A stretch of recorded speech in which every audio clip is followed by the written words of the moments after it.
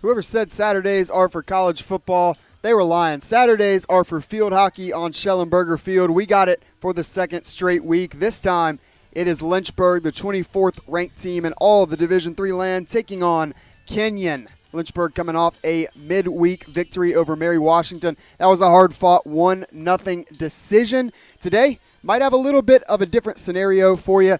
Pair of very high-powered offenses. I'm Sam Graham. I want to welcome you inside the broadcast booth for the lunchtime edition of a doubleheader today on LHSN. It'll be men's soccer taking on Hood to follow at the midpoint of the 3 o'clock hour. Andrew Watson and the LHSN crew will have that one for you at 3:30. But let's stick to field hockey right now. Again, we should have a fantastic matchup. You see some of the numbers coming into today. Kenyon scoring at a very good rate, 3.2 goals per game. And they're going to play a style that if you've seen Lynchburg throughout this year is going to look really familiar. It's a very possession-based offense. They want to keep the ball on their attacking third. They want to generate pressure, not so much from the defense like we saw with Mary Washington. That back defensive line was very tough to get past for Lynchburg, but instead the pressure is going to come on the offensive side. They want to test the Lynchburg defensive line. They want to test Kayla Brady, all ODAC goalkeeper, coming off her best game of the season against Mary Washington. How about kicking 8 shots out of the cage, keeping a clean sheet, second shutout of the season,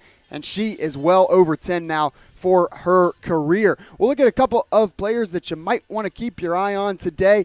First, it is going to be for Kenyon.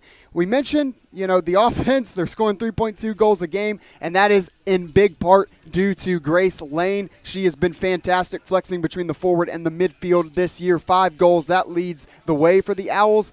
3 of those goals have been game winners. She has all 3 game-winning goals for each of Kenyon's 3 wins. So keep an eye on her, especially when we get into the fourth quarter. You talk about the clutch. Yeah, watch out for number 11 for Kenyon. But on the other side, we could talk about the Lynchburg offense. We could talk about Marlou Vendricks. We could talk about Aaron Boatwright. But today, let's put the spotlight on Mallory Lamb. She has the lone defensive save on the year for Lynchburg. Fantastic defender. She was an all-ODAC selection in her rookie campaign back in 2022, and she is already off to a great start to 2023. It's not always going to show up in the stat sheet for some of those all-star defenders, but it's going to be impossible to miss number 9 in black, Mallory Lamb, flying all around the field today. Take a look at who we got in the cage today as well. It's going to be Megan Leiden for Kenyon, wearing number 35. She will be protecting the goal to my right, at least to start things out today. 28 saves on the year. A goal against average, probably a little higher than she would like. 68.3 save percentage, though. She's been tested a decent bit, and she's 28 saves. She's sent a good bit back the other way. And on the side for Lynchburg, we've mentioned her briefly already. It is Kayla Brady. Brady, again, coming off her best game of the year, an 8-save outing. Really a redemptive outing after, we'll be honest, Ursinus kind of got the best of her the week before. She 1 save on 4 shots faced, a save percentage below 50%. That's very rare for Kayla Brady. Expect more of what we saw against Mary Washington today, and again, she could be tested a good deal. Now, we're going to step aside for just a moment, but when we come back, we will not have the start of this contest for you just yet. It will be an interview. We got to speak with Kayla Brady earlier in the week. Want to let you hear a little bit of the athlete's perspective and hear from the woman protecting the cage for Lynchburg when we come back.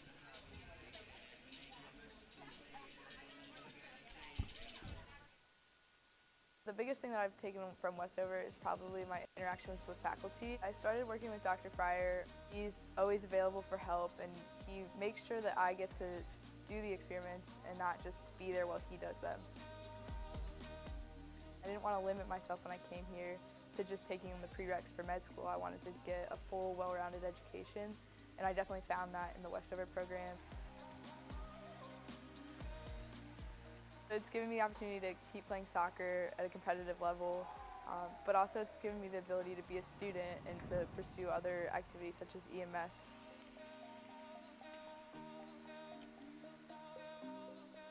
"100% do Westover because it's not something they're going to regret, and it's going to be a lot of work, but so is everything else. It's just going to help build their education that they've already had and make them a better person for it."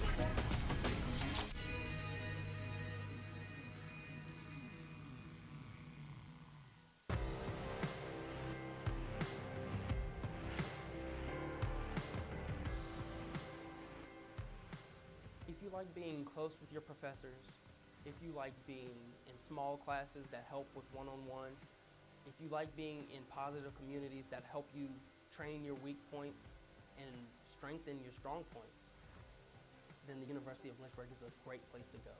You can never go wrong with the amount of help that they offer, the amount of self-sacrifice that other people will put in for you. It has a beautiful campus, it has dedicated teachers, it has nice students, it has fun activities, and it has plenty of things to do.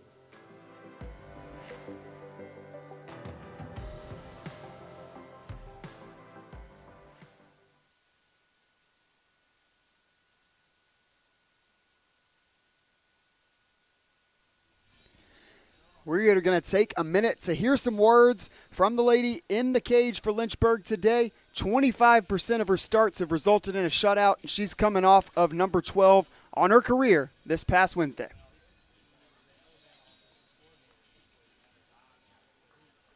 What is up, One Nation? It's a beautiful fall September afternoon here in the Hill City, and I'm joined with a very special guest. It is Kayla Brady, third-year starter in the cage for Lynchburg field hockey. And Kayla, we're going to jump right on into it.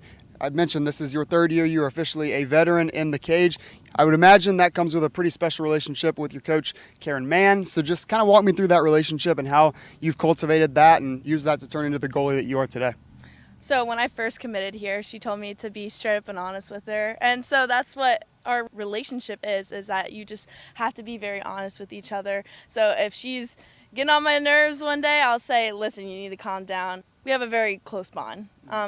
During practices, we try to go through different situations of what we thought we could have done better, what we did do better. She's a very big advocate for the goalie specifically, especially for me. We go over film together. We do individuals. It's just a really close relationship. I'd probably say that this is the closest relationship that I've had with the coach. Well, that's absolutely a good key to success. You talk about relationships. You obviously have to have some with your back defensive line as well. That's been a great group. It's got a good mix of some veteran leadership and also some younger faces. And Coach Steele's mentioned really happy with the depth across the board in that group. But obviously they've got to be key in your success. But just talk me through what that looks like and, your comfortability with them now 4 games into the season.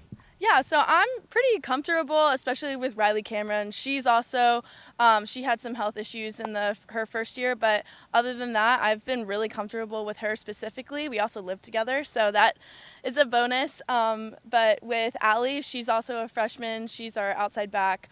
I'm trying to get close to her, trying to get some type of relationship. And then Mal and Liv, I've always been close to them, so we have a great relationship with them. And they know that if I'm yelling at them, it's not anything personal, and they make sure to listen to me. So they know me and I know them. Well, and it seems like for the most part that's paying dividends already. You have 2 shutouts forced through just the first 4 games. Now, of course, Ursinus did get 3 goals by. That was a tough decision here at home. It was a pretty good environment, but they got the best of you 3-1. You bounce back in a big way against Mary Washington, you in particular, but the defense as a whole, and you do get that second shutout. So what was the messaging like from the coaches, especially Coach Steele, just when it comes to kind of shaking that off and getting back out here and getting a win? Yeah, it's just the mentality of just kind of forgetting and just looking forward. We just have to look forward to the bigger games coming up. Like we have York. We also have Center, which is like a decent game. And then we have Randolph-Macon, which is also in our conference. So we have to just keep on looking forward instead of looking back. It's really important to be looking at the mistakes that you might have made, and that's what film is for. But other than that, you just got to keep on looking forward. And that's what Coach Steele was telling us, is that this game's in the past, and it's time to look for our new adventure. And so, yeah. Well, we'll talk about looking forward a little bit more here to wrap up. You're a veteran here, third year starter, 4th year in the program. You kind of know what success looks like. You've been a part of some very successful teams. But in 2023, what does success look like for Lynchburg field hockey? What do you think it's going to take to get there? Honestly, I can see our team going a good bit in the way. Coach Mann, like I said, our close relationship, she told us that she had a dream that we were going to get into the Final Four of NCAAs. So I'm hoping that we get there. We have to focus on just going into the ODAC champs and winning the heck out of it. So we just have to get through that, and then NCAAs are coming up. I can see us going pretty far through that too. And then to get there, we just have to make sure that our close bond with our team stays together. Yeah, I'm looking forward to it. I'm ready for that ring. I really want that ring. And the NCAA, a little what is it called? Like a little pendulum or thingy-mabobber. I'm waiting for that too. Yeah. So, yeah. Hopefully some trophies in the future. See if Kayla here can get that ring coming up this year. It's been a fast start for Lynchburg field hockey. I am Sam Graham. This is Kayla Brady. Thanks for watching. What is up, One Nation? It's a beautiful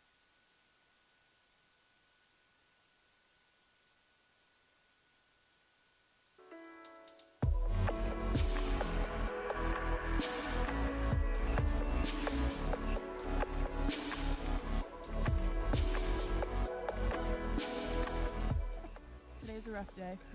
Jess and I are officially on a break. The couple canoe has broken up.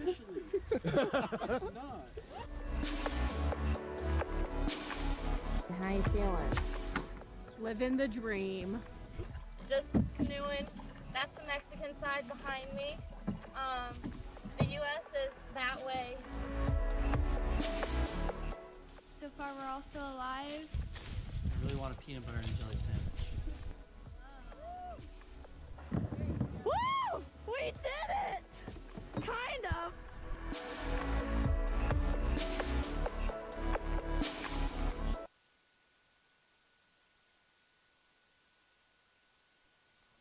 Well, there she is again, double zeros.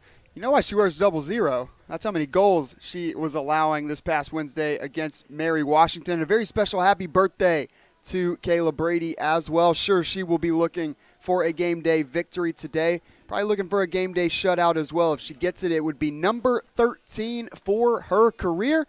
But again, this Kenyon team, rest assured, they will test her. They're going to get a lot of shots off, averaging over 21 per game.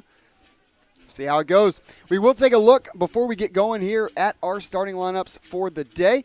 We'll start off looking through the Kenyon roster. We mentioned a couple of our players to watch. Of course, Megan Lyden in goal, Grace Lane on the offense. Plenty of players here that, can serve as being a factor on the offensive side of the ball.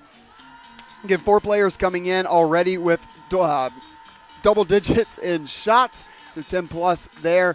It's going to be a well-rounded team. We'll see how much pressure Lynchburg on the other side can put on the Kenyon back defensive line. That's really going to be the golden question for today. We talked a lot about Kenyon pressuring Lynchburg, but how much can Lynchburg pressure Kenyon? They've had a lot of success with that so far this season, especially getting out to hot starts. Controlled time of possession through most of their first quarters this season. I'm sure Coach Steele's squad will be trying to do the same again today. Take a look now at the Lynchburg starters. We mentioned Kayla Brady.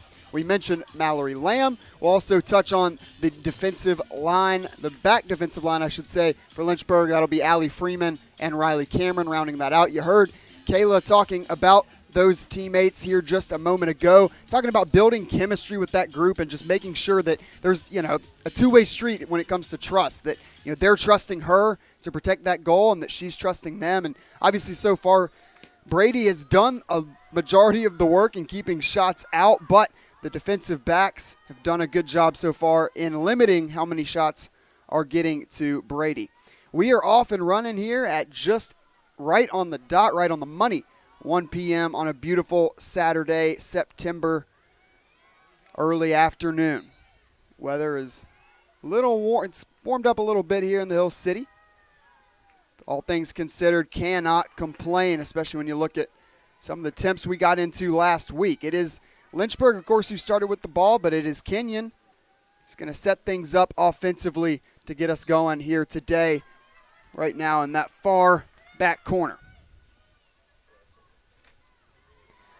Ball swings back out. You see Boatwright returning to some of her roots on the defensive side, giving some pressure a good bit away from the goal. As the ball rolls back across the end line, it is going to be turned back over to Lynchburg. It's going to be keyed in by Allie Freeman. See Kenyon immediately trying to pressure some of these passes. Sure pass is going to be a big part of the game plan today for Lynchburg, trying to be as mistake avoidant as possible. Hornets are coming off a season low 16 fouls in the midweek action against Mary Washington. Had a little bit of trouble with that as a whole to start out the year, but maybe a fast break opportunity here. Haven't seen a lot of those. Boatwright to the left of Vendrick. She dribbles around her defender, and that pass is just out wide. A good look for Lynchburg in transition. Just unable to cash in on it. Vendrick's got slowed down just a bit by the Kenyon defender. Had to essentially take a little stutter step, reset. Kenyon gets back, covers up Boatwright, takes off the opportunity for Lynchburg. Now the Hornets poking it away. That is Lamb, center of the field. Her shot's going to be kicked away. Danielle Kuhn with the shot, still looking for her first career goal after missing all of her freshman campaign. Thought we had it last Saturday against Ursinus. Had the celebration, had the run back to midfield, had goal put up on the scoreboard, and then official said, hold on a minute, we're going to take this one off. Hit the foot of a Lynchburg player on its way to the goal. Therefore, did not count. It's Lynchburg applying the pressure still right now. Foul goes against Kenyon. Vendricks will reset here near side, goes to Schaefer. Schaefer tries to line one up. That one goes wide. Not sure if she was looking for a score there. Wound up being a little closer to the cage than to Aaron Boatwright. Spoke with Boatwright earlier this week as well as part of our preseason interview series. HSN doing a great job doing that with each and every sport throughout this season. And she emphasized the value of, from an offensive perspective, how they're looking to work it to the far and near sides of the corner of the post there next to the cage. So keep an eye out down there. You'll see Boatwright. You'll see Kanye Mazizi. See Boatwright there running to the far corner right now. Instead, they're going to go into the center. The first shot does not make it from Madison Mark, but it finds its way to Boatwright, and the former all-conference defender turned all-conference level at the moment. Left wing scores from the left side. It's goal number 5 on the year for Boatwright, and it is Lynchburg with another first quarter goal. Wouldn't say that they have dominated time of possession through the first 3.5 minutes, but right now the only score up on the board belongs to Lynchburg. Aaron Boatwright leads the team in points, leads it in goals. Who had that on their bingo card before the season started? Wait for the official statting on that if we're going to give an assist to Mark.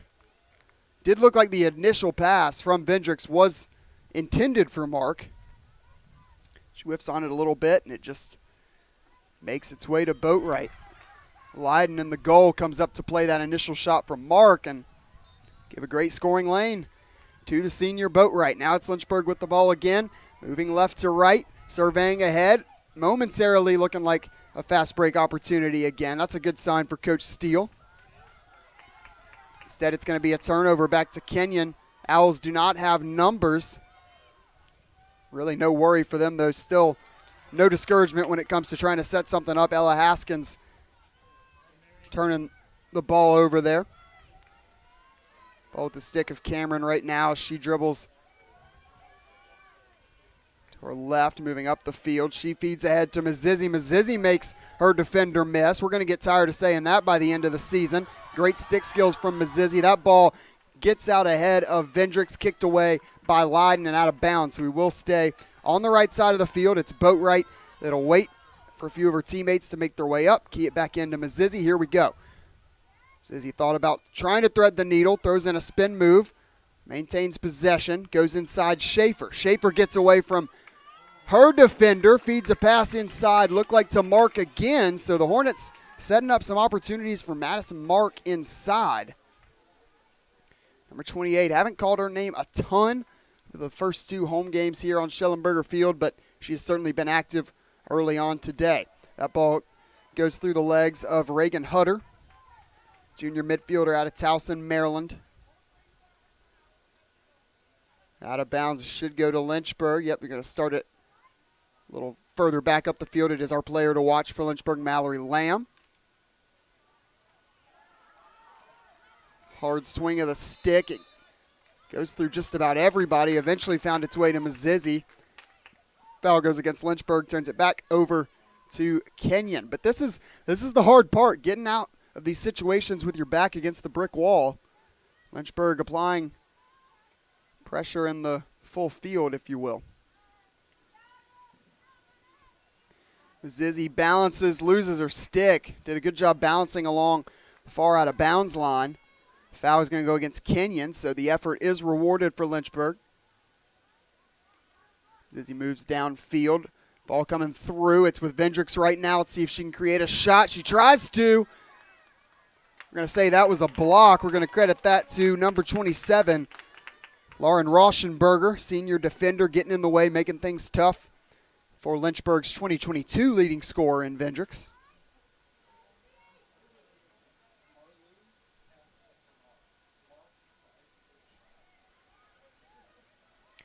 Debate going on to my left, looking at that last goal, and it comes to assist numbers. Lynchburg with 7 on the year. They've done a good job getting everybody involved. Not a whole lot of unassisted goals on the season. That ball does go out of bounds. Who touched it last? They say Lynchburg. Trying to key it back in was Hutter. Lamb knocked it back down, but it goes out of bounds again, so Kenyon's going to have a little bit more space to work with now. Rauschenberger feeds it ahead, misplayed rather by Hutter. Lamb will send it in for Lynchburg.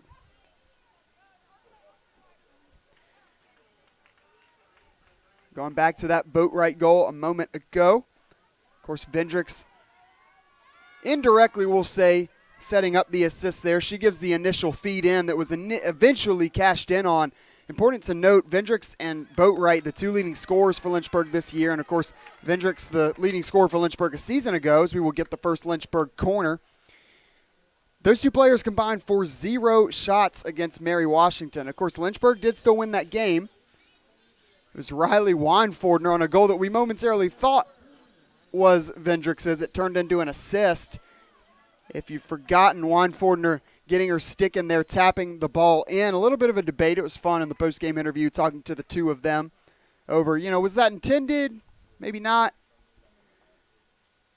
Nonetheless, game-winning goal for Riley Weinfordner, the defender, coming off of play just as this. Set piece. This time it comes in from Boatwright. It goes to Cameron. She swings left to Vendricks. Vendricks lines one up, and it is just wide. Seemed like she may have thought just a hair too long about that one. Still got a good shot off. Cameron was looking for another assist on the year. Like to use her there in the center of those set pieces. Position of trust, both for her and Boatwright, to both handle and then send off those crisp passes, because really any error in those set pieces essentially just takes them off the board. And Lynchburg, a team that's not averaging a ton of corners per game, a hair under 8. Got to make sure you make the most of it. Does give Kenyon now an opportunity to cross midfield and try to set something up offensively over halfway through this first quarter.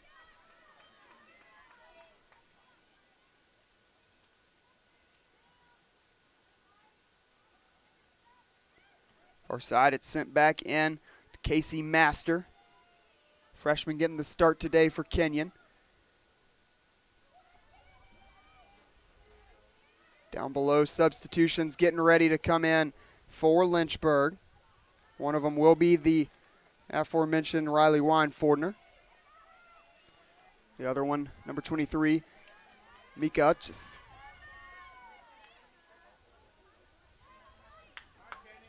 Utchis along with Vendricks, representing a strong Dutch contingent on this team. Got the official numbers earlier this week from Marlou. 8 Dutch players. Said it's a lot of fun getting to obviously not be playing it at home, but to play here in the States with people they can relate to. Said it's just really enhances the experience for her and for all of those Dutch players, and they've certainly enhanced the experience for Lynchburg field hockey. And speaking internationally, that was Mzizi who's going to draw the foul that will lead to the penalty corner here. Mzizi, member of the U21 national team in her home country of Zimbabwe. Mentioned this last game, she's not just on the team, she is a big factor on that team. Led it in goals, and as if that was not enough, a 6-sport athlete before coming to Lynchburg now for her freshman year.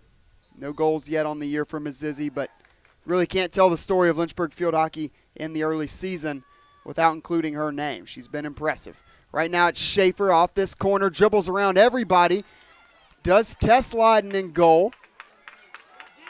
Leiden has a save already today. Of course, 1 goal allowed as well, and Kenyon gets out of a sticky situation there. Leiden picks up save number 2.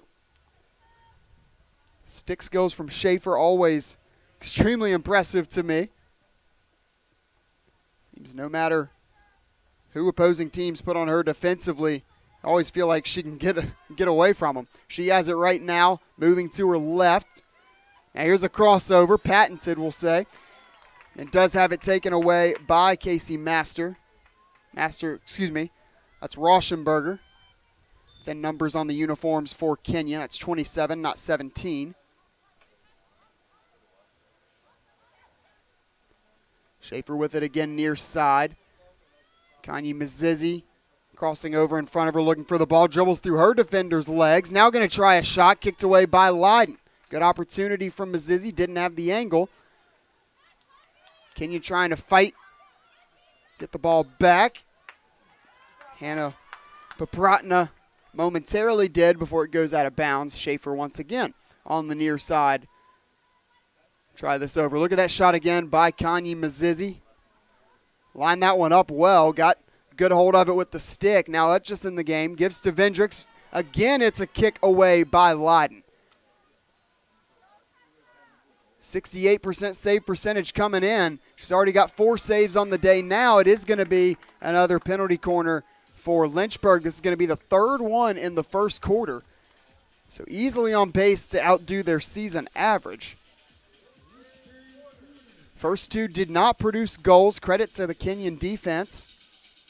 Talked a little more about the Kenyon offense, but defensive crew has really risen to the occasion in the early going here. They've been tested 10 times by Lynchburg already before getting their first official shot up on the board. Swings into Utchis, kicks it up. Boatwright tries to corral it in the air. Good effort, but that's a tough play to make. It goes out of bounds. Once again, Kenyon avoids giving up the score on the penalty corner. Boatwright, the senior out of Fredericksburg, Virginia. She was funny earlier this week. Asked her about when Coach Steele told her that she was going to be transitioning from a defensive back up to the left wing position she now takes. Of course, the reasoning for that, Coach Steele feeling like she was pretty pleased with the depth she had with the defensive group, but sort of a blink that you could hear from Boatwright, and she says, yeah, I had to make sure she was talking to me. I just stop goals. I really don't try to score them, but obviously she has had no trouble getting used to her new role. She has excelled in it, 5 goals through 5 games.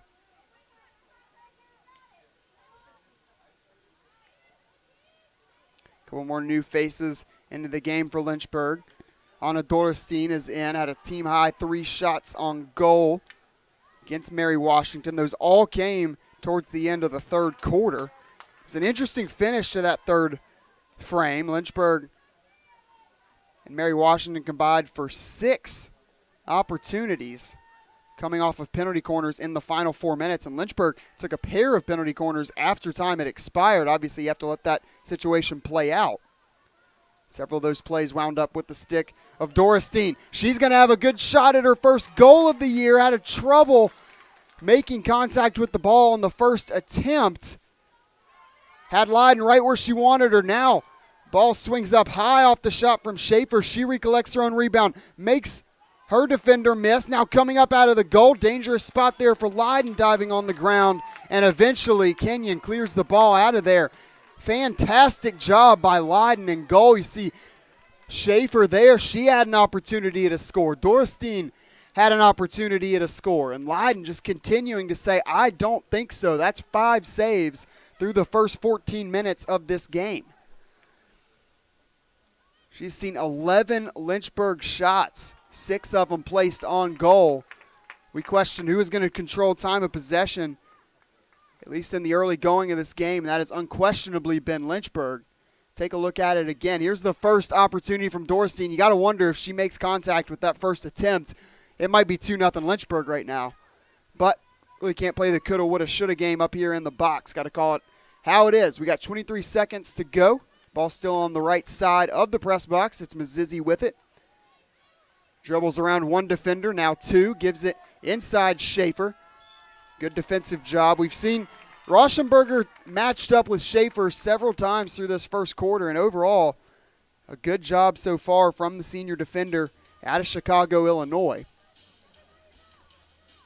We are going to get yet another Lynchburg penalty corner. It's number 4. All 4 of them have been sent in by Boatwright. Lynchburg still looking for its first goal off of these set pieces. Through their first 4 games, they have done a good job of turning these into points. Can they do it here just before the end of the first? Coming up in defense, a good play made by Kenyon. I don't know if that one rolled across before the horn. We're going to discuss. The team celebrates. Yep, we're going to give it to them.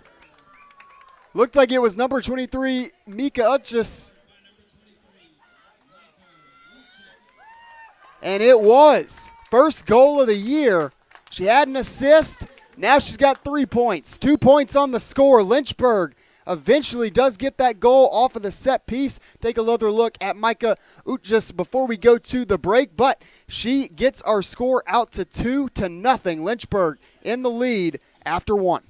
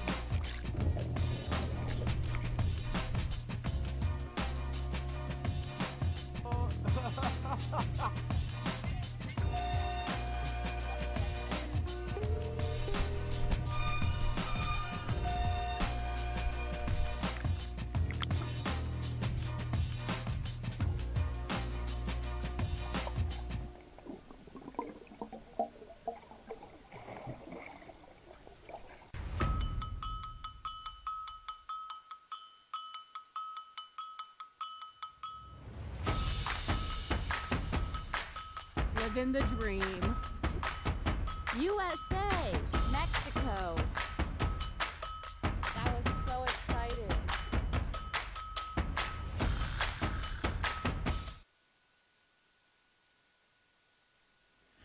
Micah Utjes, her first score of the year, pushes the score of this game out to 2-0 Lynchburg. It's a 12-0 advantage in the shots department for Lynchburg in the early going. And let's give some credit to Megan Lyden in the cage for Kenyon. She stepped up through a tough situation, and she has made some plays. But kind of comes down to simple math. You get enough bites at the apple, you're gonna take advantage every once in a while, and that's exactly what Lynchburg has done. They put constant pressure on Kenyon. You see Lyden there making that jog back from the huddle to the cage. And Lynchburg finding one more goal right before the break is a 2-0 advantage. They scored early, they scored late.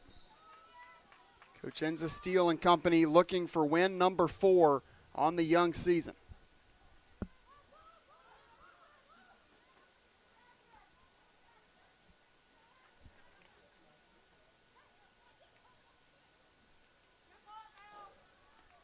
Although she hasn't been tested just yet, we will give a shout out to Brady and the Lynchburg defense. A 0 on the sheet for Kenyon right now. It's Lynchburg again probing offensively and close. Foul's going to go against the Hornets. Kenyon gets out of that situation.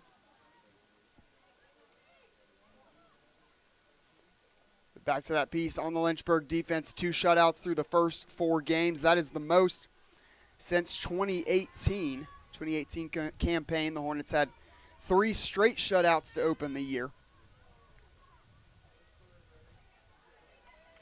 Defense is looking for number 3 in 5 games if the score holds here today. But a long, long way to go. It's Kenyon now trying to get out of this Lynchburg attacking third. They work backwards to move forwards.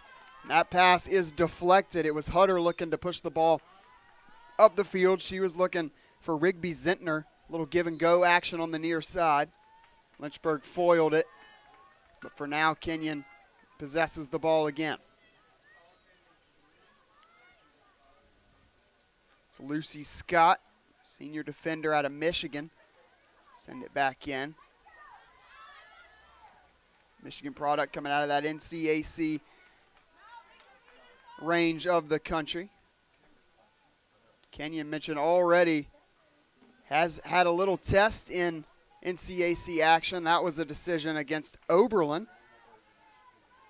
A 1-0 win last time out, September 13th in the midweek of this past week. So just like Lynchburg, 1 goal enough to get the victory.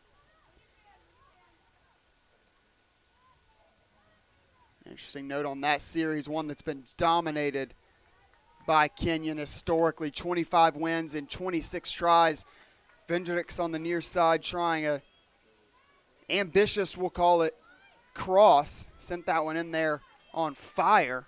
That just zipped by everybody all the way across the field and out of bounds. Seen Vendricks a couple times today deferring to some of her teammates, not always looking to score first. She has the ball with her stick right now, and now a foul goes against the Hornets. Official points back in the direction of Kenyon. Haven't been forced to look to our left too much in the early going today. Kenyon early on had some opportunities to create some offense. Lynchburg defense had other ideas. It's Rauschenberger near side, trying to work it to Hutter, taken away by Schaefer. 3 Hornets moving into position in the center of the field, or will Schaefer take it herself? She mishandles it, misplays it out of bounds, right back over to the Owls. That opportunity was looking like it was shaping up pretty darn nice for the Hornets.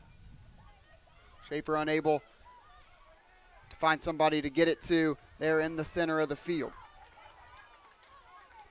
Juan Fordner coming up in contest there midfield against Kenyon's Casey Master. Far side, it's Kuhn. She puts the brakes on. Everybody runs right by her, feeds it to Vendricks. Vendricks has the score. It's 3-0 Lynchburg, and we got 11 minutes left in the first half. A barrage of goals. Lynchburg protecting home field in a big, big way, trying to push that win streak out to 2 games and that record out to 4-1. It is Marlou Vendricks. Goal number 3 on the year. Mentioned she's been deferring a little bit. Yeah, no need to defer on that one. She says, I got you guys. I'll take this one myself. Lynchburg leads it 3-0. 11:02 to go in the second. It's Uchis, second goal scorer. 3 different goal scorers for Lynchburg today. Boatwright, the only player so far this season to record more than 1 goal in a game. No hat-tricks yet for Lynchburg. It's a balanced offensive attack that even includes defenders at times. Shout out to Riley Cameron and Riley Weinfordner.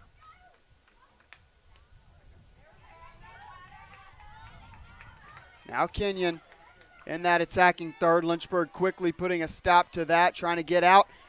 And she does as Kuhn splits a pair of defenders and works it up to Vendricks, who corrals it easily. She's got 2 Hornets in front of her, including Aaron Boatwright. She will give to Boatwright, and that ball just squirts right by her stick. Opportunity missed there for Coach Steele. That was not an easy pass to make by any means, as Allie Freeman's going to check in and give a spell to Mallory Lamb. She's going to play on the near side here. Well, on the far side, that's being taken up for Lynchburg momentarily by Olivia Muir. Typically it is Lamb along the near side. Cameron has it right now, that center back. She points ahead to Freeman. Freeman looking for it. First person to get a stick on it was Kenyon's Reagan Hutter, but now it's with Mizizzi, she looks ahead. Lynchburg trying to make it 4, batting that one down. Seen her use the legs a lot. This time it's the arms of Megan Lyden. She picks up save number 6. So I'm sure if you told Morgan Brezina before this one started, Kenyon's head coach, that her goalkeeper was going to have 6 saves in the early going before we even hit the half, you'd probably be looking at a 0-0 score. Instead, it's 3-0 Lynchburg because the offense just not been able to generate that pressure they're used to getting. Take a look at that shot again, being sent back down to the turf by Lyden. She's going to be tested again immediately. Vendricks looking for goal number 2. That last one, her 20th career score. Just her 2nd season on Lakeside Drive.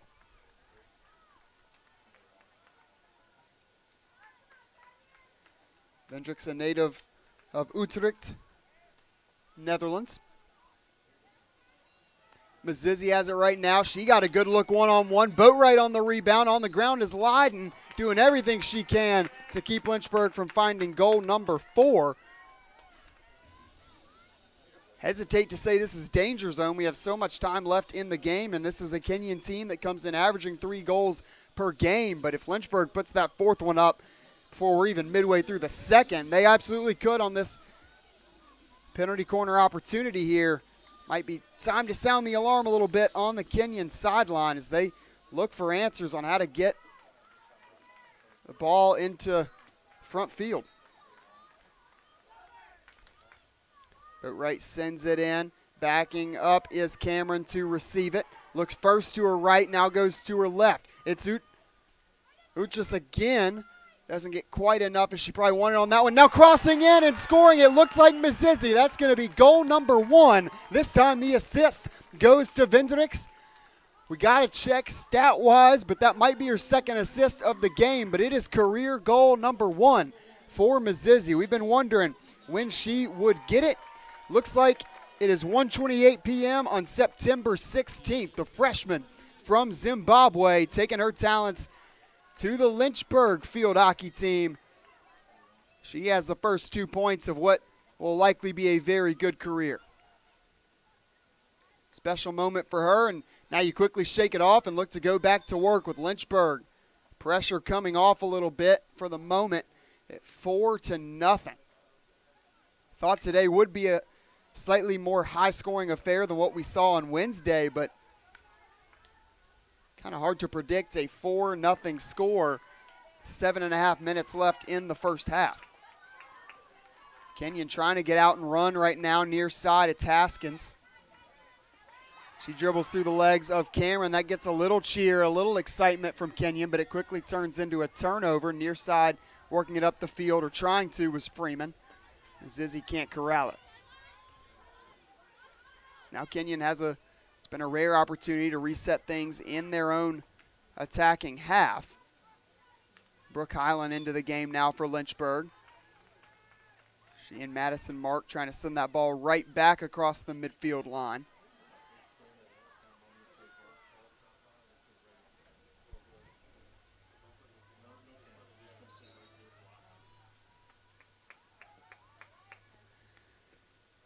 Far side, it's Kenyon. That pass coming on in hot. Did force Brady to come out and make sure that the Kenyon player lying in wait, Rigby Zentner, didn't sneak one past her.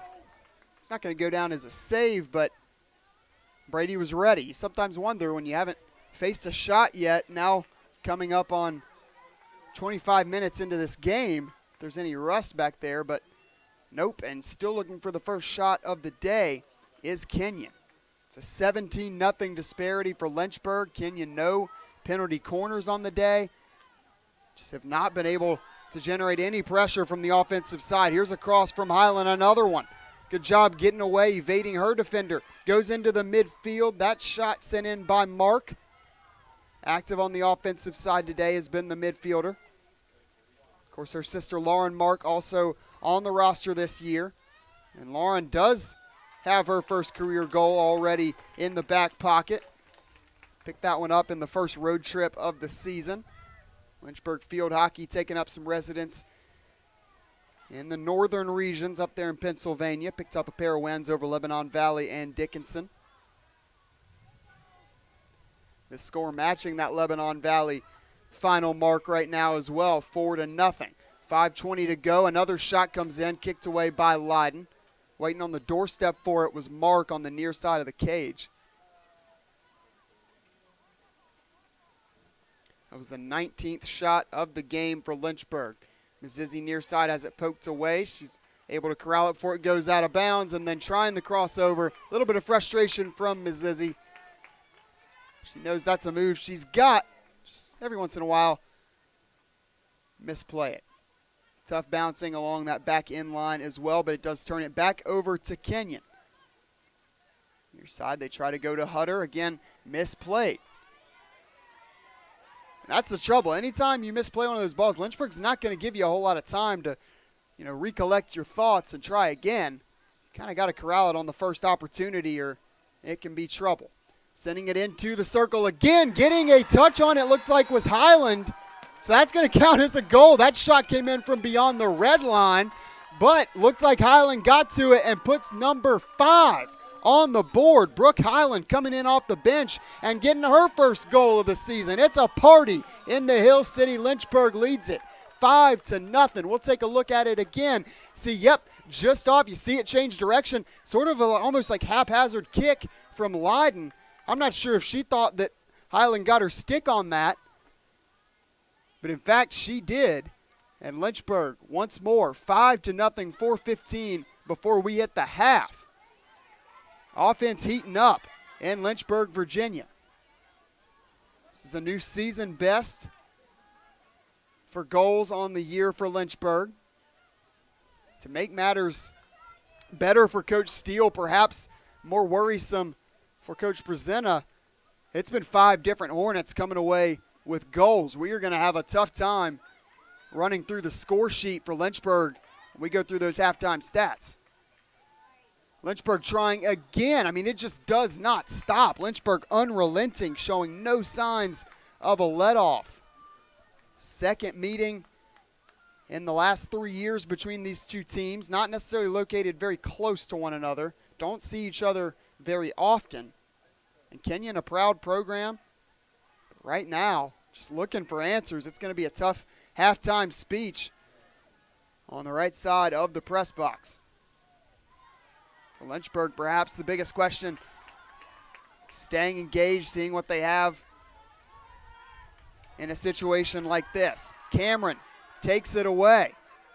Haskins was trying to make something happen. Cameron said, I don't think so. Lynchburg may be looking for goal number 6.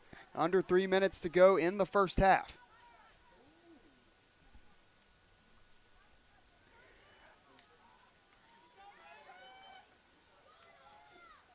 Highland, most recent goal scorer for Lynchburg. Plays blown dead. Immediately Highland back over it, looking to feed it into the center. And again, it is a Lynchburg score. Is that Jenna Tangiers? It is. 6 different Lynchburg scores through the first half. We've yet to play 30 minutes, and Lynchburg's got 6 goals up on the board. It is first goal after first goal after first goal, and Lynchburg not letting off. The cross has been there nearly every time. And you see again, Leiden comes up, thinks she's made the save initially. That ball just keeps rolling right through her legs and into the back of the cage. Big celebration there for Jenna Tangiers. On another right to left cross from Lynchburg. That time it's Highland. How about 3 points for her in the first half? A goal, backside up with an assist, and everybody's eating for lunchtime today in Lynchburg. Midfield, it's Wine Fordner.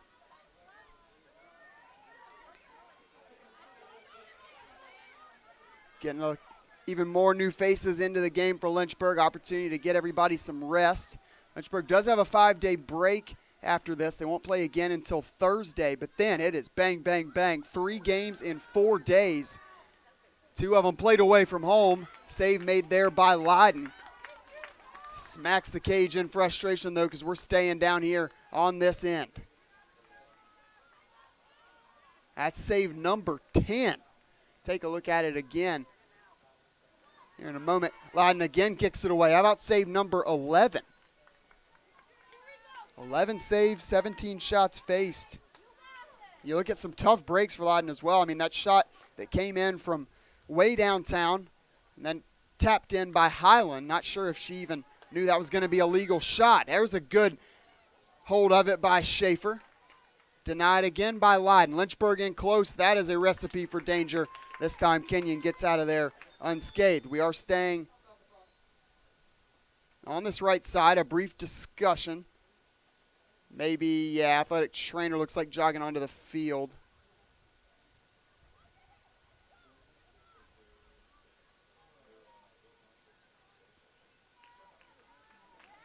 Jogging back over to the near sideline. Looks like for Lynchburg, that is number 11, Renee Fentil, another product of the Netherlands. So Kenyon, back to game action. They have the ball right now. Got away from that last Lynchburg barrage. I mean, it's just every single time down the field, it's 5 or 6 Hornets, it seems like, taking up the center of the box. Again, Schaefer with nobody in front of her. She scoops a shot in. It's wide to the right. But that's another great look for Lynchburg. Mentioned the Highland goal. I mean, yeah, we've had some of those where it's kind of some strange circumstances, but a lot of this is just good offense from Lynchburg, setting up and getting exactly what they want. Sometimes you set things up and they just don't play out. That was the story of the Ursinus game at times. Really evenly matched game between two evenly matched teams. Ursinus just making the most of their opportunities and Lynchburg missing a few. Today, everything coming to fruition.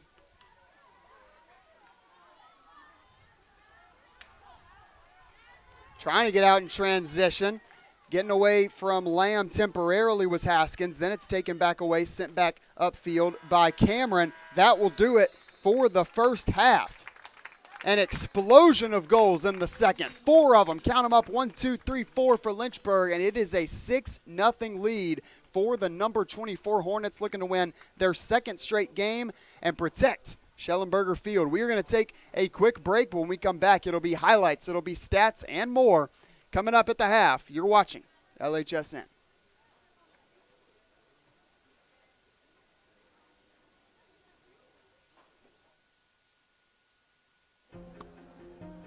I was looking for a school that could provide me with the athletics, academics to pursue my career, a wind symphony to pursue my passion for music, and really have a nice general atmosphere. The professors here are really unique, their background and their passion for teaching. It's really a place where you can explore. Lynchburg gives you the opportunity to fail, but also get back up in that period of time and learn from your mistakes. I can make these mistakes within the school environment, but also with the support of other friends, and be ready for the real world when you graduate.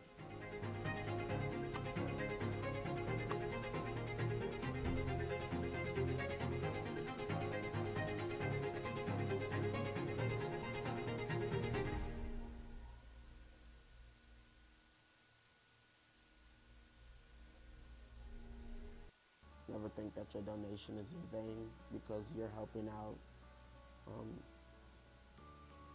hundreds of students that are just like me, who need a shot and who are getting one. Without donations, without you individuals that are helping to donate to the university and the Lynchburg Fund, there would be no student body president, Davion Washington. There'd probably be I'm stuck at home, Davion Washington. Not only is your donation building leaders, but it's building leaders like myself and others that will hopefully want to pay it forward one day and you do the same thing. For a fact that, when I have it, because I will, I want to give back to this university that provided me a home for 4 years. Lynchburg really stood out for me just because of the way it treated its students. They really do make an effort here. I've learned that over my 4 years, is that they actually do try to listen to what the student body wants, and they try to act on that. They don't really just give you a piece of paper here to go off and do your own thing. They actually prepare you to work with different populations, which is what the world is all about. It's just working with people that are different than you. They genuinely care that everyone has the ability to go off into the world and make a difference with whatever they like. For me, that's just being basically in a room with someone helping them achieve their first goal of, I don't know, doing a pull-up. I actually do believe they want you to do the best you can to change someone's life for the better. You can be anyone here, which I think is really cool. But regardless of who you are here, they will make sure you don't fall through the cracks, which is awesome. I have realized that I've never felt lost here. I will not regret ever coming here, that's for sure. So I'm very glad that I came here. Yeah, it's actually pretty awesome.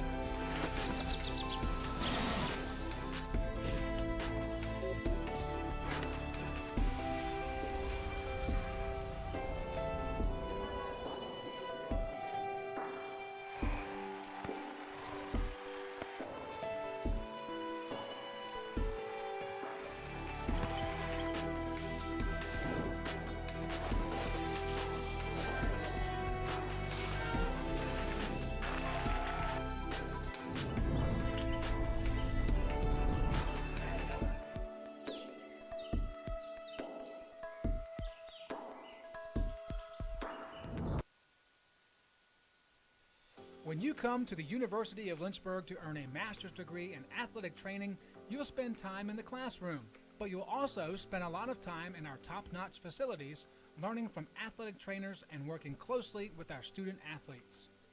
In the Graduate Cadaver Lab, you'll learn about the human body in the best way possible, by actually studying the human body.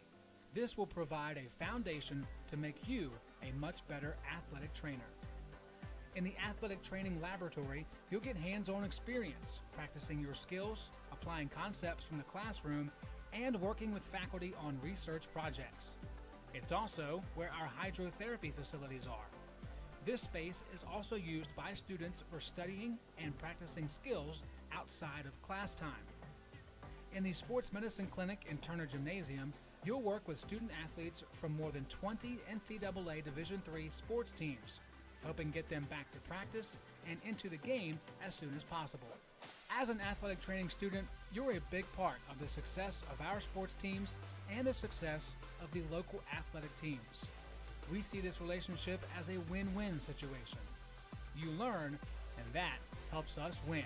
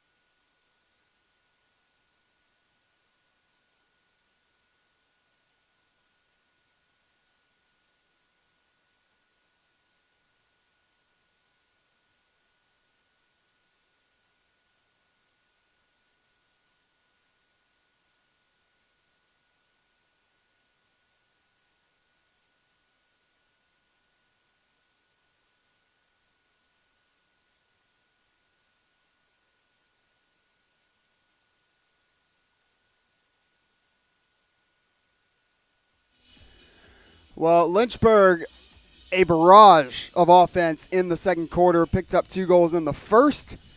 It only got worse in the second, an additional 4, giving replay Laura a workout today, giving director Sam a workout, putting in these stats. It has been a heck of a first half for Lynchburg. We can take a look at a few of those goals right here. We didn't even have time to show all of them. A couple of first goals, that's always special to see, always fun to see. Jenna Tangiers getting her first of the season. Brooke Highland, her first of the season. Micah Uchis, her first of the season, and already a season high for points for both Brooke Highland. She has 3, assisted on another goal. Also a season high in points for Marlu Vendricks. She has 4. Asked her earlier this week, did you feel any pressure going through the summer when you were working out, trying to get better? Did you feel pressure knowing that you were only going into your second year, but you were the team's leading returning scorer? She said, honestly, no, not really. I knew I had to work hard. I knew that eventually everything would come together. Probably wasn't as fast of a start to the year from a scoring perspective as she was looking for, but now starting to get things going offensively. We'll take a look at some of the numbers from the first half. Kenyon, and for Coach Prezena, definitely more zeros up there than you would want to see. It has been it's been more than 6 saves, error on my part. It has been double-digit saves for Megan Lyden already. I mean, she's just been tested time and time and time again. Lynchburg 25 shots in the first half. One more note for Lynchburg, only 7 fouls. They're on pace to reset that season low that they set earlier this week against Mary Washington. Seems like that's been an emphasis in practice this week for Coach Steele. She mentioned sometimes when it comes with that fast pace of play, you're going to have some fouls. It's just going to happen. She said, honestly, it's sort of a good thing, and it reaffirms that we have some athletes on our team that have some speed to them and are able to play the game fast. That makes things tough on the defense, but it also draws whistles. But now starting to figure out how to play fast, how to make plays, and also keep those fouls down. We got a couple new starters in here on the offensive side. We'll glance around and try to give you the roundup on that here in just a moment. See Aaron Boatwright on the sidelines. See Micah Uchis on the sidelines. Vendricks as well. Wine Fordner, Kanye Mazizi. They are all looking on from the sidelines right now. That's given some more players an opportunity here in the second half. Kenyon has scored in every game so far this season. They have won a game by scoring 1 goal. They've won a game by scoring 3. They've lost a game scoring 3. It's been kind of all over the place so far. Again, a 3-2 record, including a win over Division II Lincoln Memorial. That was a 3-2 overtime decision. It was a pair of overtime games to start the year for Kenyon. They opened the year with a loss on the road. 2 roads. There's a tongue twister for you on a Saturday afternoon. That was a 4-3 OT decision. This is their 3rd ODAC opponent of the year. Fell to then number 16 Washington and Lee. Generals picked 2nd in the ODAC preseason poll. They've not gotten out to the start they would have liked to. 1-3 through their first 4 games. The one was that win over Kenyon, and it was a good win, 6-1 over this Kenyon team. And how'd the Owls respond to that? By blowing the doors off of Ferrum. 8-1 victory, the most goals they've scored in a year. Then it was a 1-0 win over Oberlin. And right now, goose egg on the scoreboard. Lyden's been tested. She's tested again. And Lynchburg finds goal number 7. The celebration's almost muted now. Looked like that was Sydney Rowe. We'll check that for you here in a second. But it looked like number 8. On the far side of the post. We'll take a look at it again. Lyden, stop me if you've heard this story before. Comes up, makes the initial save. The second opportunity proves too much. They are going to give it to Sydney Rowe. We've only seen her appear in 1 game so far this year. This is her 2nd game played. And once again, stop me if you've heard this before, her first goal of the season. 7 goals a year ago, part of a 15-point effort her first year for Coach Steele. You may know her from the iconic picture of her quite the jump in midair during Lynchburg's big home victory over Johns Hopkins last season. Hopkins, who of course went on to be a national semifinalist in the Division III bracket. Rowe gets on the score sheet for the first time this year, puts Lynchburg up 7-0 0. Scooting by again. It's going to go to Rowe. Big old swing of the stick. Good deflection there from Kenyon. Rowe chases it back down. The Kenyon defensive player was Ada Wigfield. And I'll be honest with you guys, I'm jumping out of the way if I see Sydney Rowe line one up like that. So credit to Wigfield standing in there, being ready to kick that thing out of harm's way. It's those two battling for it on the far side yet again. This time Wigfield once again wins. Kenyon able to shoot it into the Lynchburg backfield where it's corralled by Cameron. Interesting play there by Cameron. Tried to just push back against the flow of the river there as pair of Kenyon offensive players chasing down that ball. Had they been successful in taking it away from Cameron, that would have been a great opportunity, the best one of the day for a Kenyon offense that's now minus 27 in the shot department. Far side, scooping it back in is Mallory Lamb. Her and Cameron staying in the game here. Allie Freeman as well. So the defensive pieces trying to hold serve as that one gets popped up. Almost maybe did catch Marina Nedwadny in the cheek, which seems okay. So thinking maybe it missed her. That one goes end to end before being kicked away by Megan Lyden. Finds her teammate. Little no-look scoop pass from Gigi Johnson. Another freshman getting some big minutes for Kenyon, freshman out of Richmond. A native of the Commonwealth of Virginia. Now Schaefer jumping in. One of the few Lynchburg midfield starters, or forward starters for that matter, that does not have a goal yet in this one, but hold that thought. Got 25 minutes to play here from the Hill City. Lynchburg field hockey setting the tone for Lynchburg men's soccer. They'll take on Hood again, 3:30. They're next up on Schellenberger Field. They're next up on LHSN. Hopefully they're next up on your television. Love supporting all athletics here at Lynchburg. Our men's soccer team off to a great start to the year. Coach Chris Yeager in his 21st season making things happen early on. Reigning ODAC regular season champs is that men's soccer team. Knocked off in a surprise upset first round last year in the ODAC quarterfinals. Did still reach the NCAA tournament. Ball gets knocked up into the air, deemed dangerous by the officials, now played back in for Kenyon. One of the best looks they've had all day, really getting it into the circle, and now they will draw a set piece. So will Kayla Brady be tested for the first time today? We mentioned those double zeros she wears are supposed to stand for how many goals she allows. Today, I think one of the zeros stands for how many shots she's faced, and the other one can be for the goals allowed. But we have not even seen her tested yet. Saw her step out of the cage on one occasion, and that was just preemptive. Trying to cut off what may have been a Kenyon shot. Owls were unable to get it off. Unable to make Brady try and record save number one. But here comes set piece number one for Kenyon. A good sign. They're going to take the first shot they get, and Brady steps in front of it, stops it. Next shot stopped by Nedwadny. Don't think she knew she was going to be a part of that set piece defensively for Lynchburg. She jogs in and makes a play on the second opportunity. Now Lynchburg has gotten out of the circle, trying to get out of this. Kenyon attacking third. Foul goes against Nedwadny, taken by Kenyon. It will be sent back in, going backwards before forward by Hannah Popratna. Kenyon works backwards again, back across the midfield line. Lynchburg giving chase all over the field. It's Rowe. It's Danielle Kuhn, Madison Mark near midfield. We're going to get some substitutions now for Lynchburg. Looks like going to get the first appearance of the day for Sydney Metz. If memory serves, it'll be the first appearance this season. Missed a good chunk of her year in 2022. The graduate, fifth year, is going to step back onto the field for some game action.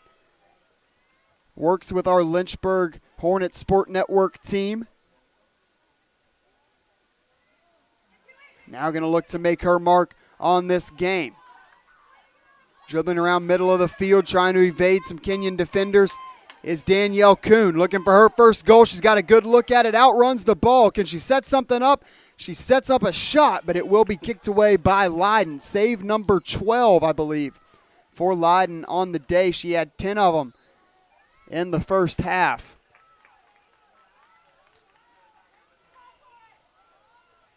Kayla Brady recently collecting her first save of the day.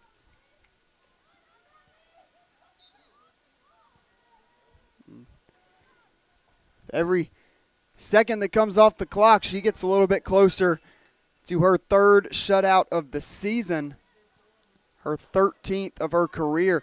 Brady had 8 her sophomore campaign, her first year as the starter in the cage for Coach Steele and Coach Mann. That was a career high. Leiden being tested again in close. That ball eventually rolls across the end line. It'll stay on this side of the field. Lynchburg will have to back up again, though. Feed it inside to Kuhn. She sends a shot in that missed just wide. Leiden misplays it a little bit. Kuhn's shot still looking again for that first career goal wide on the near side.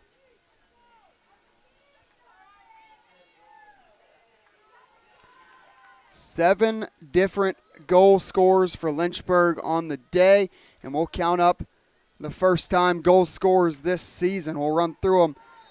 It was Micah Utjes at the tail end of the first quarter. She picked up her second and third points of the year, first goal to pair with an assist earlier on. And Marlou Vendricks, who did already have an assist on the day, picked up her third goal of the season. Of course, Erin Boatwright, her 5th of the year, to get things going just 3 minutes into this one.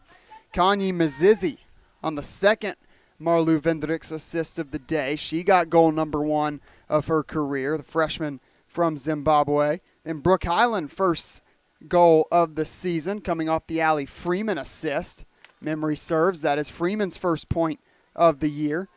And then Brooke Highland got in on the scoring action one more time. She assisted on Jenna Tangier's first goal of the 2023 season. Pair of classmates come up through this program together.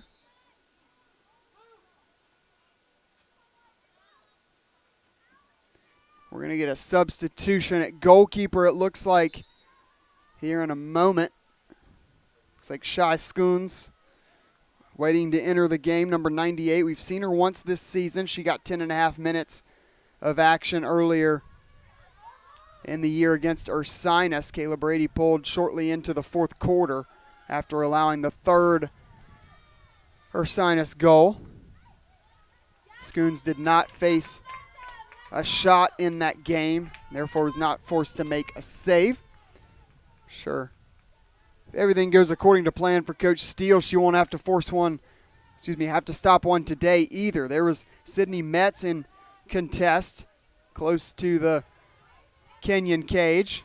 Unable to poke the ball away, gave a good effort at it. Now Kenyon trying to work it back up the field. Near midfield, misplayed, battle for it. For Kenyon, it was number 19, Marin Lawrence.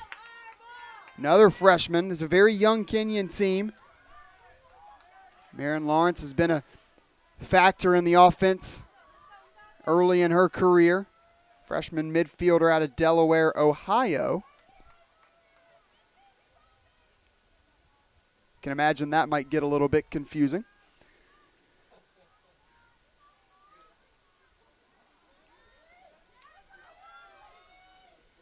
Top of the screen, Lynchburg trying to feed one into Metz.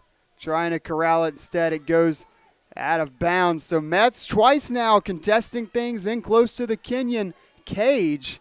If our first half theme continues, Metz trying to get in on the action, capitalize on this slew of firsts. Lynchburg Field Hockey rewriting the stat sheet for the 2023 campaign on a beautiful Saturday afternoon.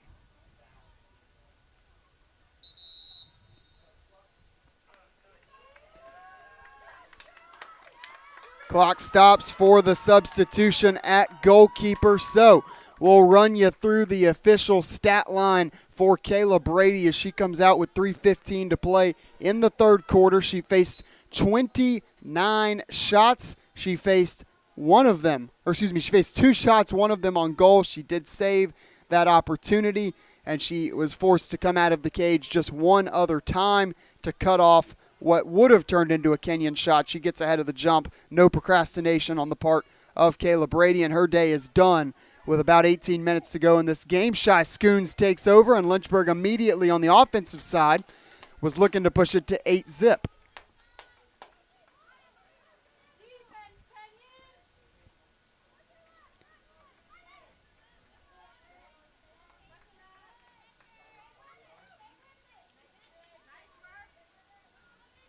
So back-to-back games, a 100% save percentage for Brady.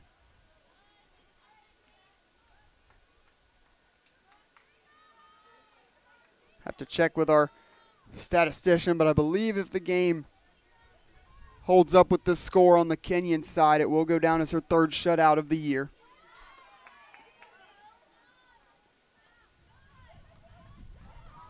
Need Kyle Haney in here, the Hornets statting department.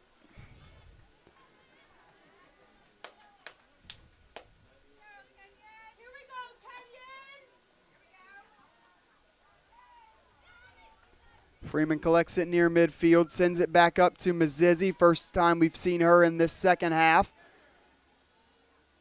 She sprints up the field, lines up a shot, does not make its way to the cage. Foul against Lynchburg, have to imagine against Mazizi. She really looked to get a hold of that one. Kenyon defender in the way. Kenyon allowing just 1 goal in this 3rd quarter so far. We do have 84 seconds remaining. The ball is on the Lynchburg side of the field. Mazizi has it right now.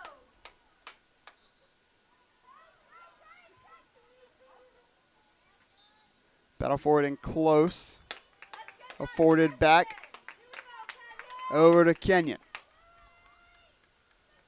See if the Owls can get out of the backfield here. Just look to create any sort of momentum on the offensive side before going into the 4th. Take a heroic effort to climb back into this game. You always say crazier things have happened. They always have. But it has been all Lynchburg through 3 quarters so far. Scoring slowing down a little bit in this 3rd. Just 1 goal, and it looks like it's probably going to be how it winds up. Never say never, though. Ball goes out of bounds with 22 seconds left, and Mazizi will key it in. Lynchburg left its season high for goals in the rear view back in the 2nd quarter. It had been 4. Make it 8. I spoke too soon. Lynchburg gets on the board again for the 8th time today. Another celebration ensues. I believe the assist will go to Mazizi. We'll take a look at it again. It comes in. The shot, right past Leiden. And goal did not catch the number.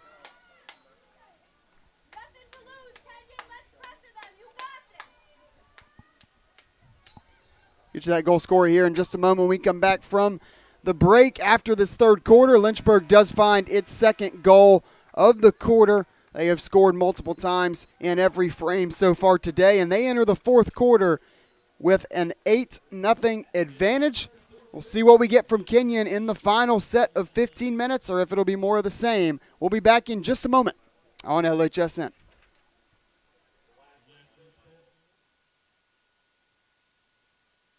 The biggest thing that I've taken from Westover is probably my interactions with faculty. I started working with Dr. Fryer. He's always available for help, and he makes sure that I get to do the experiments and not just be there while he does them.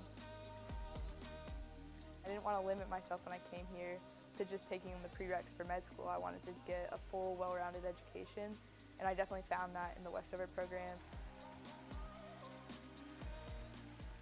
It's given me the opportunity to keep playing soccer at a competitive level, but also it's given me the ability to be a student and to pursue other activities such as EMS.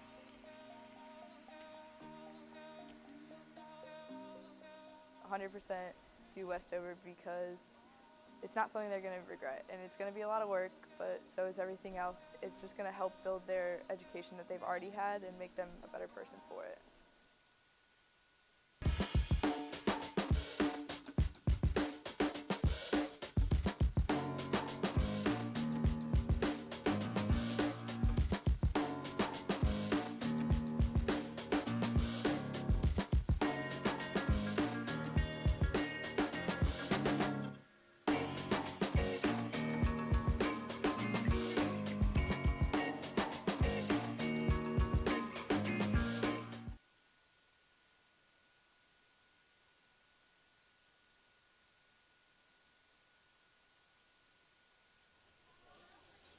We return to action, an 8-0 score for you here from the Hill City. I'm Sam Graham, getting ready for the fourth quarter of the first half of today's Lynchburg doubleheader. Men's soccer will take the field following the conclusion of this one. Lauren Mark was your goal scorer there just before the end of the third. It's her second goal of the season.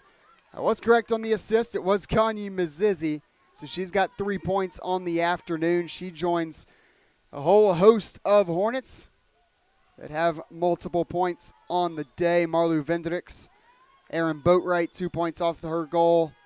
Micah Uchis with 2 points off of a goal. Allie Freeman, an assist. Brooke Highland, 3 points, a goal and an assist. Jenna Tangiers, with her first goal of the season, has 2.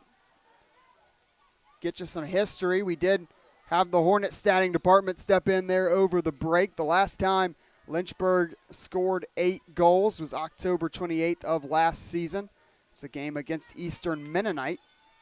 It was a 9-goal outing for Lynchburg, and something to keep your eye on in case things continue. Lynchburg has scored 2 or more goals in every quarter today, though it's Kenyon applying the initial pressure in this fourth quarter. Last time Lynchburg scored 10 goals, also October of last year. That was a contest against Ferrum, a 12-goal outing for Lynchburg. Keep in mind, this is a Kenyon team which blew out Ferrum just a couple of days ago, September 10th. It was an 8-1 victory. Diving on the ground there was Scoons, getting tested a little bit here to start the fourth quarter. She hits the turf again. So there's some pressure from Kenyon, what we were expecting to see at the outset of this broadcast. Doesn't afford a penalty corner, still just the one on the day. That came in the third quarter for the Owls. It's a 31-2 shot advantage for Lynchburg. Not an official shot being recorded there on that last opportunity. Now it will be penalty corner number 2 of the day for Kenyon. And we saw those pregame numbers, coming into today for Kenyon. I mean, this is one of the highest volume teams in the country when it comes to shooting, averaging nearly 22 shots a game, just south at 21.8. And the shot percentage, right about on par with what Lynchburg's at, just under 15% at 14.7. And again, shots on goal right up there as well. So this has been not just high volume, but an efficient Kenyon offense. The opportunities just haven't been there. Lynchburg's offense has just not allowed it. They've controlled time of possession. We knew that'd probably be the big deciding factor today. And, I don't want to toot my own horn or anything. It was pretty clear when looking at the stats that was going to be the case, and just has worked out that Lynchburg has controlled that TOP today.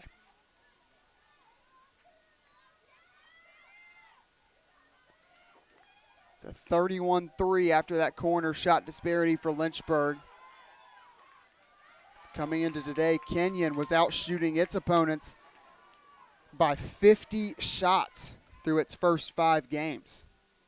109 shots, opponents had taken just 59.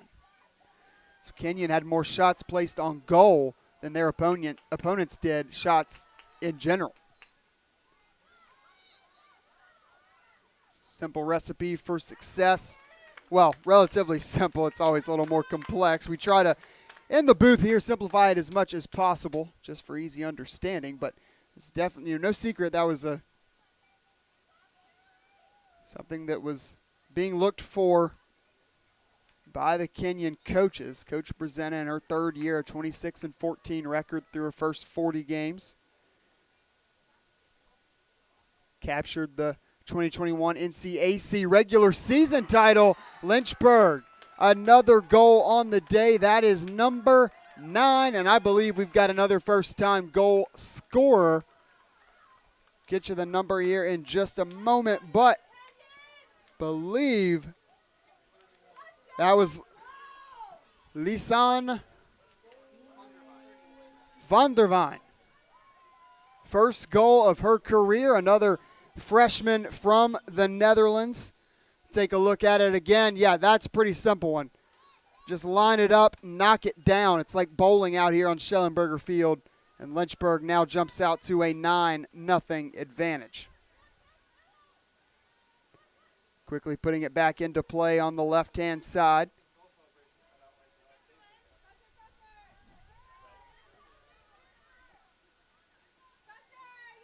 Claire Baker into the game. Megan Stifler into the game. New faces for Lynchburg. Renee Van Thiel back into the game as well. That's good to see. She had to come out earlier, take a little visit with the athletic trainer. Seemed like everything was all good on that front, and she's back into action now. Shy Schoons getting ready to be tested again there, but Lynchburg's going to get out of the trouble. Mazizi's still in the game. It's a lot of first years, some sophomores. Van Thiel comes out here. She gives way for number 26, Delaney Porter, freshman defender out of Clayton, Delaware, 3-sport athlete back in high school. Something that Coach Kudelka, Coach Steele both always look for is what kind of athletes are you getting in the door? You know, it's one of those things, you hear it a lot. People are looking at, evaluating what college coaches value, and it really can't be understated. Coaches value diversity and in sports, in youth sports and high school sports. Are you an athlete? Can you do more than just one thing? And then you can look down the roster. It's a whole number of players on this Lynchburg field hockey team that were multi-sport athletes in high school. We already mentioned 6 sports. 6 for Kanye Mazizi. Keep in mind, there's only 3 seasons. That's 2 sports per season. So I got to imagine, and I'll have to ask her, have to catch up with her maybe this coming week. I'd have to imagine Mazizi's pretty good at time management as well. She stepped onto the field for Lynchburg this year. It was evident from day one against Lebanon Valley. This was a difference maker. As we've seen today, there's a whole host of playmakers on this Lynchburg sideline, whether they're starters, whether they're coming off the bench. I mean, it's not a case of rebuilding. It's really not. And you hear that all the time with the best programs. Coach Steele, it's not about rebuilding. It's about reloading. And we're going to get another change at goalkeeper as Samir Garavi comes in. Talking about international talent. Garavi hailing from Germany. Lüneburg, Germany, to be more specific.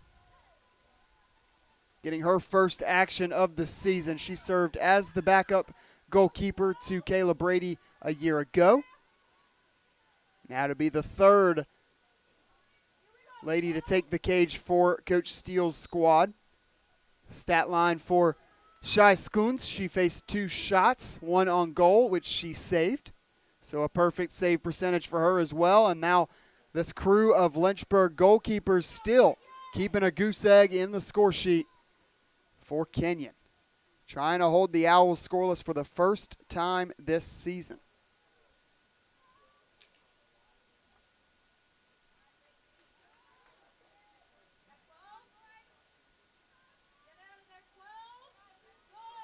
It's helpful sometimes to look at that goalkeeper spot as the quarterback spot or the point guard spots that often set the tone from a communication standpoint. If you look at Kayla Brady, probably from a culture standpoint as well. Super fun to sit down and get to talk with her earlier this week. Just a ton of personality and hoping to find that ring this year.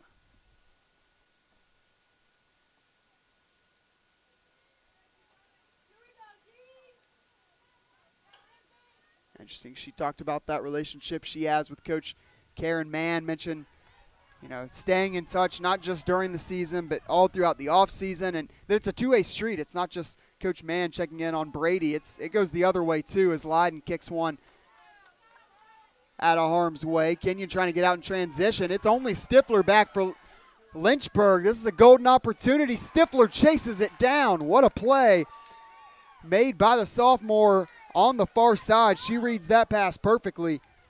Stops it in its tracks. Sophomore out of New Freedom, Pennsylvania, appeared in 8 contests last season. She's made a couple appearances this year as well. Comes in, makes a little defensive stop right there.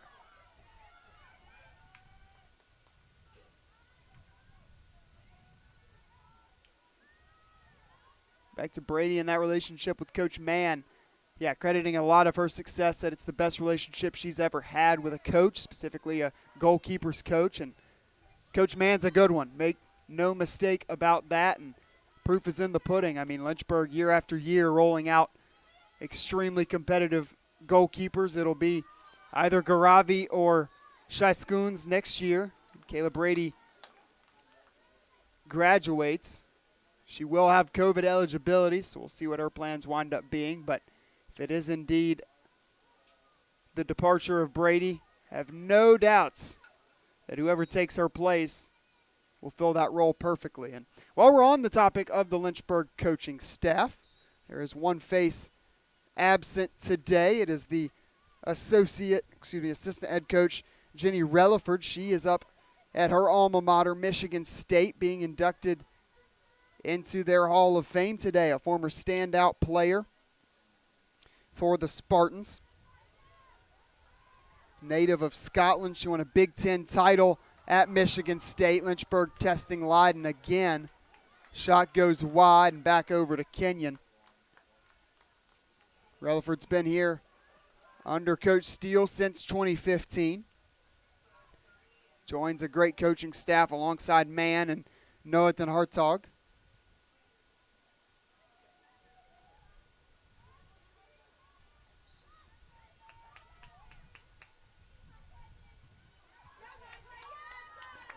Ball rolls across midfield. Kenyon again trying to get out in transition. Get a little bit of space, trying to exploit it.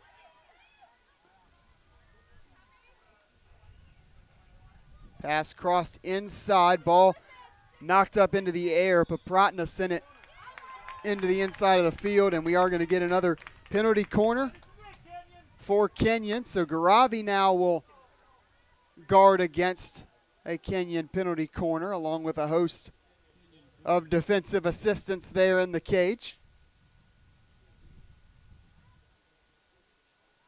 This will be the 4th penalty corner of the day for Kenyon.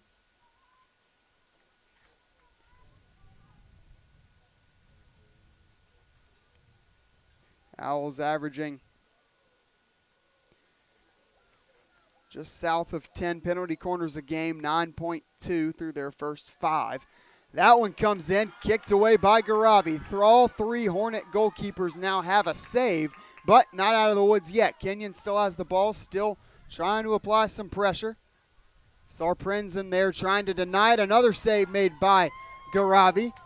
Kicks it away, and again it'll be a penalty corner for Kenyon. Trying to get that 0 out of here. Put a 1 up on the board. Garavi leads the box score now with 2 saves. Leiden leads it for the game as a whole with all 13 of Kenyon's saves. She's faced 22 shots on goal this year. Look at that shot lined up again. Not a bad look. Had somebody waiting on the doorstep for it as well, but Garavi gets to it first. Comes in again. Garavi ricochets off of her and out of bounds. Now back over to Lynchburg.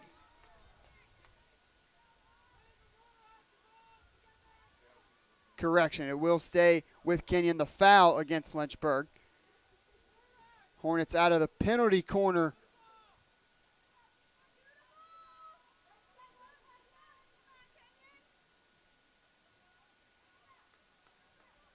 Pass misplayed, goes out of bounds on the far side. Wynford with the closest Hornet to it. It will be Lynchburg ball.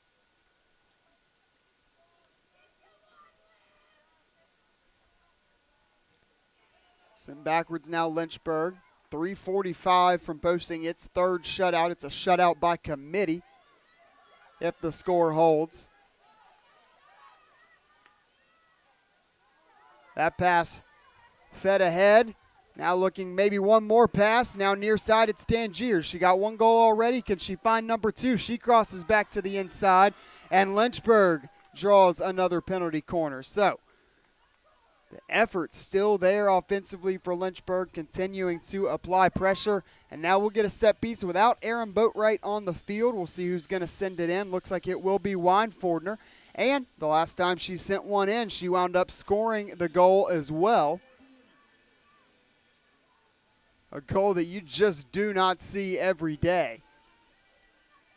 Weinfordner standing there next to the post, probably just waiting to see if a pass came her way or maybe a ricochet off the Mary Washington goalkeeper. Instead, it just glanced off of her own stick and found its way into the back of the net for her first goal of the season. She doesn't have one today. She feeds it in, middle of the field to Highland. Tangier shoots, and again, standing right there was Weinfordner. She was waiting. Ball found its way over to her. This time kind of slaps her stick in a little bit of frustration, but I think she'll be able to shake that one off. She was looking for goal number 2 of the season, number 3 of her career for the junior defender.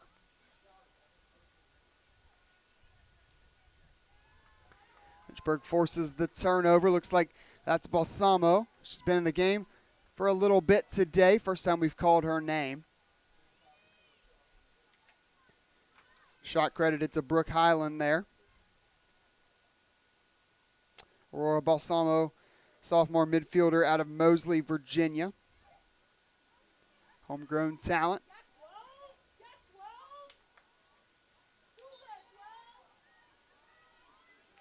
.221 left on the clock here as this one winds down. Lynchburg looks like gonna move to 4-1 here in the middle of their longest homestand of the year. Of course, Ursinus got the best of them, but what a response from Lynchburg, winning a gritty, tough battle to knock off in-state rival Mary Washington. A lot of history in that matchup. They get the 1-0 victory there on Wednesday, and then today, at the moment, a 9-0 advantage over Kenyon. Randolph-Macon is up next. They will come to town next Thursday, 7 p.m. start for the first ODAC battle of the year for Lynchburg. And a pair of games next weekend, the 23rd and the 24th. Both neutral site, but both taking place close by University of Lynchburg. It'll be a game against number 9 York. Very high-profile matchup. A pair of ranked teams will do battle over at Sweetbriar. And then the next day, Lynchburg will take the Hornet Hopper on over to Liberty, take on Center. The AstroTurf over there. It will not be a shutout. Kenyon does not stop fighting, and they are on the board for the first time today. Goal is going to be credited to number 15. It will be Lena Stone, combo midfield defender out of Bayside, Wisconsin. That's a classic. She's waiting there, waiting for the rebound, standing on the far side of the goal.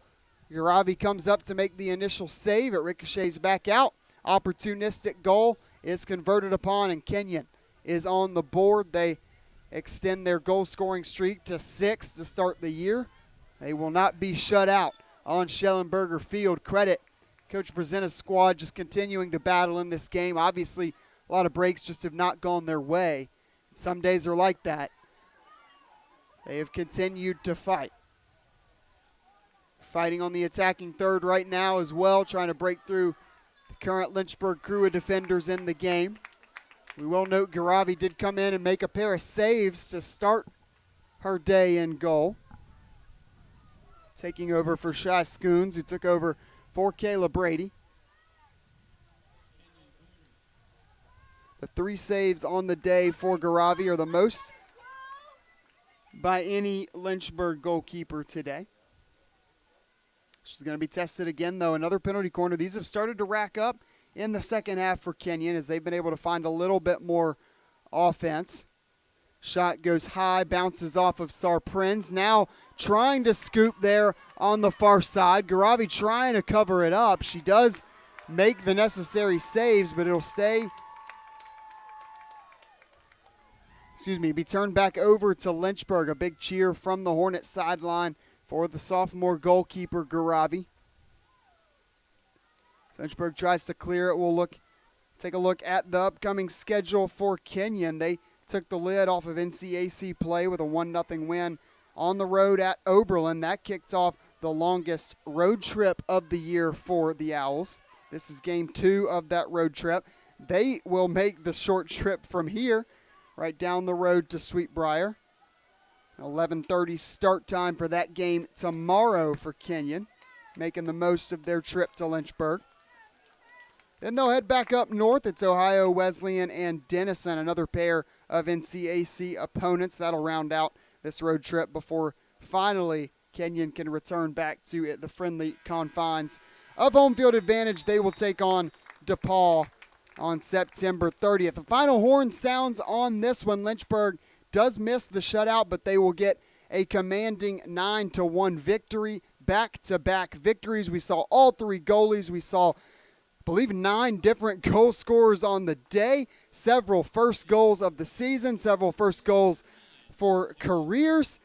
And an overall banner day for Coach Enza Steele's squad. Certainly something to build off moving forward. So Game 5 turns into win number 4 for Lynchburg Field Hockey. The number 24 team in the country will look forward to its first ODAC matchup. Randolph-Macon coming to town next Thursday as the homestand continues on LHSN. That wraps up the first half of our doubleheader, the lunchtime edition.